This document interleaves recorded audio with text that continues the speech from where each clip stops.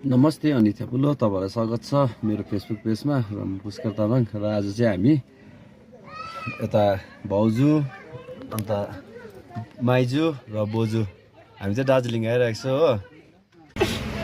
बिहान अत्तालिँदै आएर पनि केही फाइदा भएन, यो खाली जाम छ दार्जिलिङमा चाहिँ। अहिले चाहिँ हामी बतासे लुप आइपुग्यौँ, बिहान 7 बजी हिँडेको मान्छे।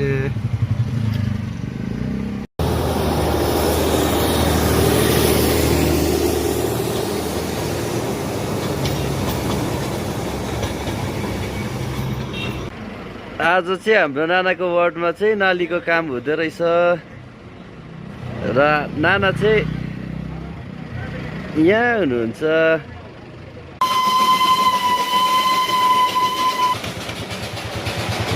पहिला चाहिँ के भन्थ्यो यो ट्रेनलाई? पहिला तपाईँहरूको पालोमा चाहिँ के गाडी भन्थ्यो अरे? अहिलेको र रेल भन्थ्यो। अन्त डाक बोक्ने गाडी हो नि त यो। डाक बोक्ने डाकवाला क्या हो, चिठीहरू जस्तो। दार्जिलिङ आएर कस्तो लागिरहेको छ? दामी लागिरहेको छ। दार्जिलिङ सहर बत्तीको लहर बैकुण्ठै जस्तो।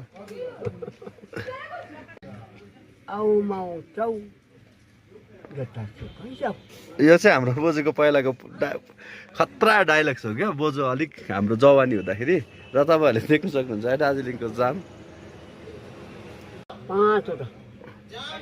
र हामी चाहिँ 5वटा ट्रेन गइसकेर मात्रै दार्जिलिङ पुग्यौँ। हजुर, र दार्जिलिङको जाम देख्न सक्नुहुन्छ। आज चाहिँ हामी चाहिँ बिहानै आएकोतिर चाहिँ है, हामी चाहिँ छिटो भयो हो। अलिकति ढिलो भएको भए चाहिँ हामी पनि यतातिर लाइनतिर हुन्थ्यौँ। हाम्रो बोजू चाहिँ 98 इयर्स पुगेको हो, 98 वर्ष पुगेको हो।